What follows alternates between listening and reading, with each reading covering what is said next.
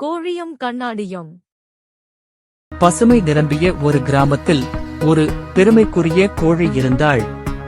அவளுடைய வெள்ளை வண்ண இறகுகள் சிவந்த கொண்டையை எண்ணிதான் உலகத்தில் அழகான கோழி என்ற எண்ணத்தில் இருந்தாள். டிவியில் வரும் மாடல்ஸ் மாதிரிதான் நான் இருக்கேனே என்று பெருமை பேசினாள். ஒரு நாள் விவசாயியின் குடிசைக்கு அருகே பளிச்சென்ற ஒளி ஒன்று அவளின் கவனத்தை ஈர்த்தது. அது ஒரு கண்ணாடி. அதற்கருகே சென்றதும் ஆச்சரியப்பட்டாள். இது என்னது? அந்த கோழி என்னை பார்க்கிறது.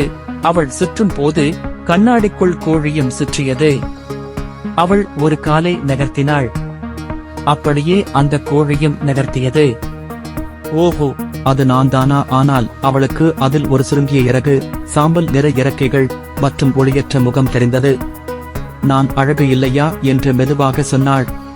அந்த நாளிலிருந்து கோழி கண்ணாடியை தவிர்த்தாள். ஆனால் மனதில் அது பதிந்துவிட்டது. அவள் பூனை வாலைப் போல அசைக்க, வாத்து நடைக்கு பயிற்சி எடுக்க, மயிலின் நடனத்தைப் போல நடக்க முயன்றாள். ஆனால் இப்போதும் அழகாக இல்லை, முரண்பட்ட தோற்றம்தான் என்று எண்ணினாள். ஒரு நாள் நண்டைப் போல நடந்து பார்த்தாள். மற்ற கோழிகள் சிரித்துவிட்டன. மனம் துக்கமாக கோழி குட்டைக்கு சென்றாள்.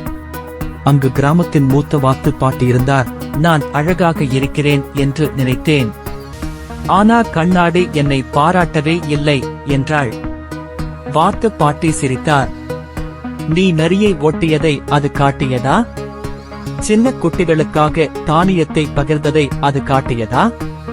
உண்மையான அழகு நம்ம செயலில்தான் உள்ளது, தோற்றத்தில் இல்லை என்றார்.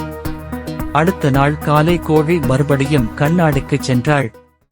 அவள் நிதானமாக பார்த்தாள். அதே சுருங்கிய இறகு, அதே தூசி. ஆனால் இப்போது சிரித்தாள். ஏனென்றால் அந்த கோழி தன்னுடைய நண்பர்களுக்காக பாடியவள், குட்டிகளுக்காக தண்ணீரை தாண்டியவள், சிரிப்பை பகிர்ந்தவள். அதற்கு பிறகு கோழி தன்னம்பிக்கையுடன் நடந்தாள். இனிமேல் கண்ணாடியை பார்த்தால் தனது புன்னகையும் அவளது உண்மையான அழகை மட்டுமே பார்ப்பாள். சப்ஸ்கிரைப் பண்ணுங்க, லைக் பண்ணுங்க, மறக்காம பெல் பட்டனை கிளிக் பண்ணுங்க. தேங்க்யூ.